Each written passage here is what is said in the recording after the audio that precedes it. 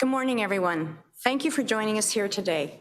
I would like to acknowledge the land on which we gather today is the traditional territory of the Haudenosaunee, Anishinaabe, and the Neutral people. We acknowledge the enduring presence of Indigenous people with whom we share this land today, their achievements, and their contributions to our community. It is great to be back at Catalyst Commons, a symbol of the vibrancy and dynamism of our local economy here in Waterloo Region. The local talent grown here in our region is critical for our economic recovery from the pandemic. Earlier this week, our community gathered at Communitech to celebrate the opening of the Toronto Stock Exchange for the first time in Waterloo Region. This milestone was an important marker of the progress and accomplishments of our local companies like Myovision and local collectives like Catalyst, Communitech, and Accelerator. The cooperation across all levels of government has never been greater than during this pandemic. Thank you to the provincial government for the continued support of Waterloo Region. We know that continued partnerships at all levels of government are critical to nurturing this talent, accelerating it, and helping our economy recover. As the government continues to address skilled labor shortages, the digital economy, and hybrid work, we look forward to future collaboration between the government and our local tech and post-secondary communities. On that note, I would like to introduce the Minister for Labour, Training and Skills Development, the Honourable Monte McNaughton. Welcome, Minister.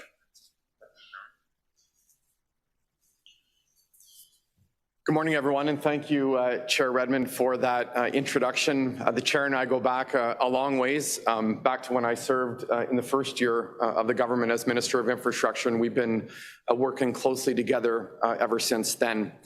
And I also want to thank Curtis and his team for welcoming us today to Catalyst Commons.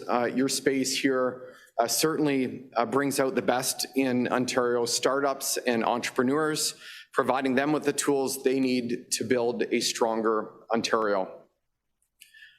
I want to take a moment just to address the terrible situation we're seeing out of Ukraine. The news coming out of Ukraine is absolutely heartbreaking. As Minister responsible for immigration in Ontario, Premier Ford and our government are committed to standing with the freedom-loving people in Ukraine and our province's Ukrainian community. I reached out this morning to my federal counterpart and colleague, Minister Sean Fraser, to offer our support, including our support of a dedicated immigration stream for families. Ontario is ready to do everything we can to welcome those escaping this crisis. The last few years have been tough, but people across Ontario come together in tough times. That is what we do in this great province. I condemn Russia's unprovoked invasion. We must and we will defend freedom, democracy, and a free Ukraine. And we'll now talk about what we're here to announce today. For years, we all know the way in which we've all been working is changing. Advances in technology, many developed right here in Waterloo Region, have allowed our workers to reach new heights. Workers today are accomplishing more than we ever thought was possible.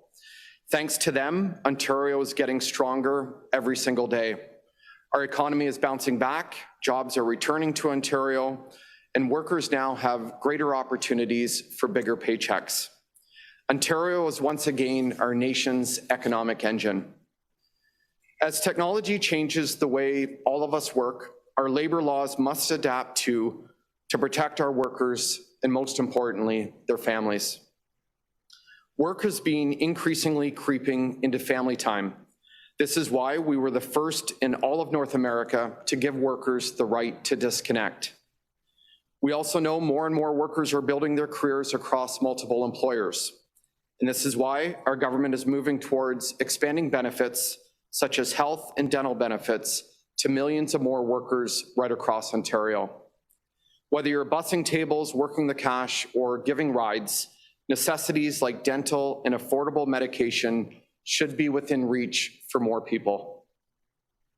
As we embark on a new world of work, electronic monitoring is becoming more commonplace. Delivery persons are being followed by GPS. Construction workers are using phones and tablets on the job site, and office workers are logging on from home.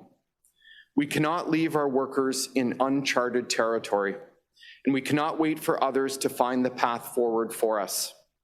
The people of Ontario are leaders, and as a government that is working for workers, we must act decisively. Today, I'm pleased to announce that our government plans to make it law for large employers to share how they are monitoring their workers and how they are using the data that they collect. Our new legislation, if passed, would be the first of its kind in Canada. Ontario would once again be breaking new ground and taking historic steps to address workplace privacy. Our government is breaking down barriers by increasing transparency. We're empowering our workers by giving them the tools they need and deserve. Data is power, and by pulling back the veil, our workers can make informed choices about how they work and who they work for.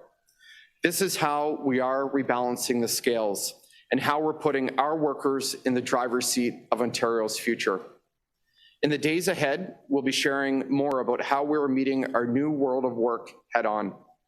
The changes we're making are long overdue, and this is just the beginning. Together, we can make Ontario known worldwide as the best place to live, work, and raise a family. Together, we can and we are building back a stronger Ontario.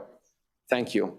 And I'm now really excited and pleased to welcome Curtis to the podium to share more about where we're at today and about Catalyst Commons and how his company is preparing the next generation of entrepreneurs here in the Waterloo region and across Ontario. So Curtis, over to you.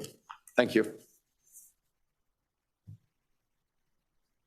Thank you, Minister, and welcome to you and your team to Catalyst Commons. This 70,000 square foot co-working space right in the heart of Waterloo region.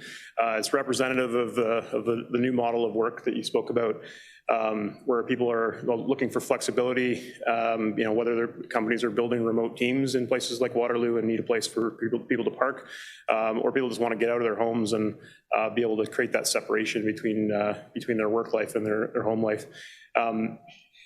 In my capacity as a CEO of Maya Vision Technologies, we have about 300 people, and I've heard it said many times over the last 2 years that we're not actually working from home, we're living at work, and I think announcements like the right to disconnect are super important. Mental health has been a big struggle that we've noticed, as people have those lines have blurred between work life and home life, and that ability to disconnect, being inscribed right into legislation, I think was a great step to making sure that Ontario continues to be a place where we can attract the top talent, which is super important in a globally competitive market and a globally competitive now talent market where we used to maybe compete locally. So commend the actions, and again, welcome. I believe the minister is going to come back up and take some questions. So.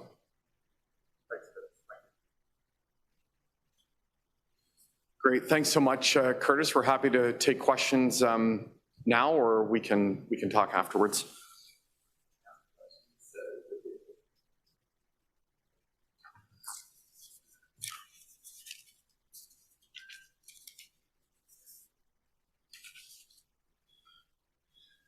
Colton Means with CTV. Morning, Colton. Minister, what's your, what would you do to a company, or how do you make sure a company would go through with this? And what would the punishment be if they didn't? Yeah, no, great question. We're going to be introducing historic reforms to our labor laws in Ontario to continue rebalancing, putting workers in the driver's seat, and to ensure that workers have bigger paychecks, more workplace protections, and better opportunities for great careers here in Ontario. Specifically on electronic monitoring, we'll be enshrining this in law. It will be in the Employment Standards Act. Any employer with 25 or more employees will have to have a policy in place, and will be enforced through the Ministry of Labour inspectors when they go out and do inspections. Again, I've always said the overwhelming majority of employers are responsible. They do the right thing. And we're going to work with the business community over the next 6 months as this becomes law, if it's passed in the legislature, really to give them guidelines and just help them draft that policy. But this is all about leading the country, ensuring that privacy is respected and that families and workers are protected. Just on the topic of Ukraine, what's the hope with opening up that streamline for immigration? Well, as I said, I mean, this is a despicable situation that we're seeing out of Ukraine. This morning, I had an early morning conversation with Minister Sean Fraser, offered our full support here in Ontario to accelerate immigrants coming from Ukraine to Ontario. I reached out to the Canadian-Ukraine Congress this morning to offer Ontario's full support, and I know the Premier is going to be making a statement shortly.